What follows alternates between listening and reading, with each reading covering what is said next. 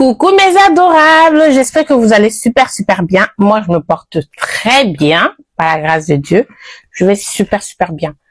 Et les gars, vous m'avez manqué, parce que sur YouTube, ça fait, quoi, ça fait 5 jours, oui, que j'ai pas posté de vidéo.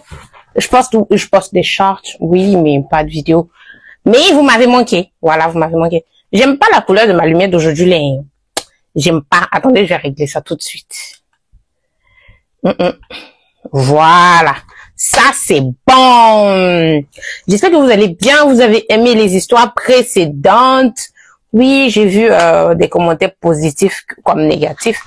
Mais bon, on ne prend pas en compte les commentaires négatifs parce qu'il y a des gens qui, je sais pas, ils sont pas allés à l'école, ils réfléchissent pas, ils viennent nous embêter. Ne nous énervez pas s'il vous plaît. Je suis pas sans froid, mais je suis calme. Si tu as compris, alhamdoulilah. Si tu n'as pas compris, ça c'est un problème. Alors, on se retrouve aujourd'hui pour une nouvelle histoire. Mais si tu n'es pas abonné pour le moment, abonne-toi, active la cloche, car sur ma page, tu trouveras que des pépites. Qui dit le contraire? Qui dit le contraire? Alors, on se retrouve encore pour une nouvelle histoire. Désolé pour mon absence. Voilà. Et let's go pour la...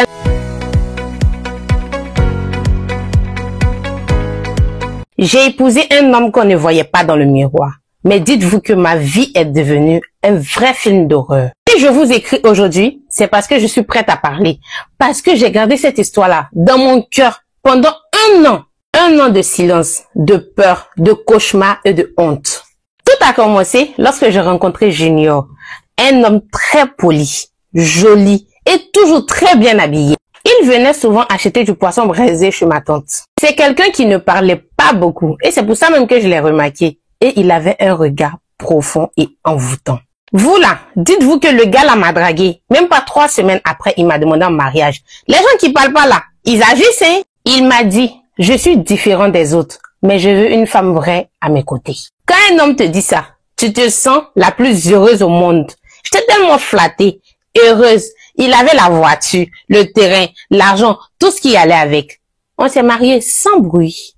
On a fait une petite cérémonie à la maison, pas trop d'invités, parce qu'il a dit qu'il voulait pas trop d'agitation. Les gens qui ont l'argent là, ils parlent pas beaucoup. Mais, dès la nuit de noces, j'ai su que quelque chose n'allait pas.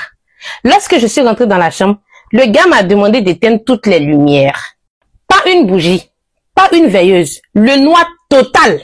Et vient le moment où on fait roucou, raka, gris, boum. Le gars me touche, mais je sens une main glacée et très dure, comme un métal.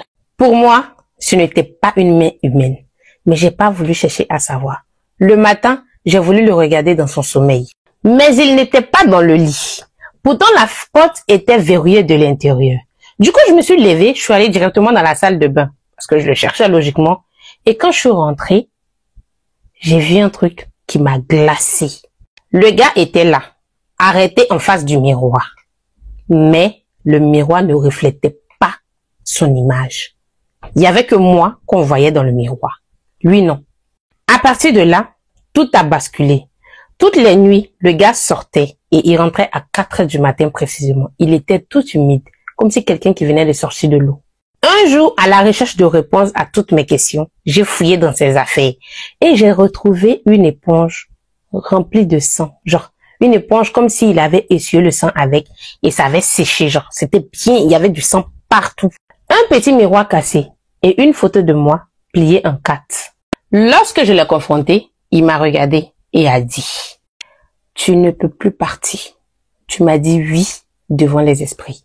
Et même si tu fuis, ils te retrouveront et te ramèneront ici. » Depuis ce jour-là, chaque nuit, j'entends des voix chuchoter mon nom. Et mon lit, désolé, tremble tout seul.